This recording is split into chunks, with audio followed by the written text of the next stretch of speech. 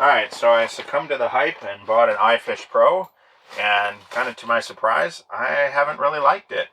Um, so here are some of my complaints with it, kind of starting from the more objective that I think everybody should pay attention to kind of the more subjective that just how I feel about the product. So, two more objective ones are, one, I paid $40 for it, and kind of surprised that for that, it's kind of a piece of plastic junk. In particular, I don't like how the rod holder sets up. It's very flimsy. You put the rod in, and it kind of flexes a lot. In the wind, it can actually fall over. The rod moves around. Now, the way it's designed is it kind of has a foot here that you pack snow in. When you have snow, that's fine. Also, the flag already broke off because it stands out. So just something to be careful of if you have it. Just be careful all the parts. Another thing I don't like is that it's quite large, especially compared to small tip-ups like the Fraybill Bone. It takes up a lot of space. Not very heavy, so that's not a big deal. And of course, in addition to the tip-up, you have to bring a rod.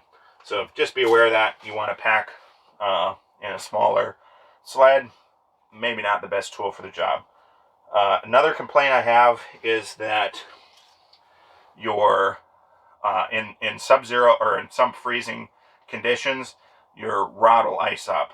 So this is the iFish Pro 2.0, which is thermal. It actually has insulation in there. That's great, but what happens is you catch fish or you're just reeling up and checking, you bring water into your reel, your guides, and everything freezes up. I'm sure if I had a better reel that shed water better, I had better line, that wouldn't be an issue. But just be aware that if you want to work properly in sub-zero conditions, you're going to need to invest in more stuff in addition to a tip-up that is already twice as much as a normal thermal tip-up. So basic thermal tip-up, around 20 bucks, and that spool is now below the water so it won't freeze up. Works just fine in very cold temperatures. This setup, at least with, say, a summer reel like I have here, is not going to work so well. Alright, so now some more subjective points.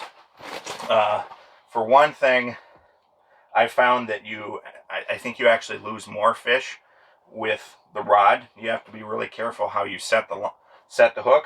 What I found using just a quick strike rig or single treble quick strike rig here is you don't want to actually set the hook. You just reel into the fish and pull them in. So I actually, until I figured that out, I actually think I lost more fish.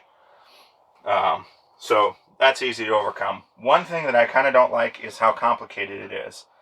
I eventually figured out how to set everything up properly, but there's so many moving parts that you end up losing fish. So I actually lost a fish today. What happened is the bobber stop slid up the line, and so instead of tripping the thing, popping the flag, it just pulled line out and the bobber stop and everything slid way down the line. So that's kind of frustrating. Also, if you bring new people out who have never used it before, not really the best tool to just say, oh, here, use this, unless you're the only one using it and you've gotten used to it. Not exactly easy to explain it all and have everything work fine. So those are my main complaints with the iFish Pro. I'm sure there's plenty of people out there that love it, and you love it. It's your product. That's great. But if you're thinking about investing in one, just think about these things. If you like fishing in really cold weather, you like packing light, you don't like overly complicated stuff, maybe not the product for you, but plenty of people love it, so take this all with a grain of salt.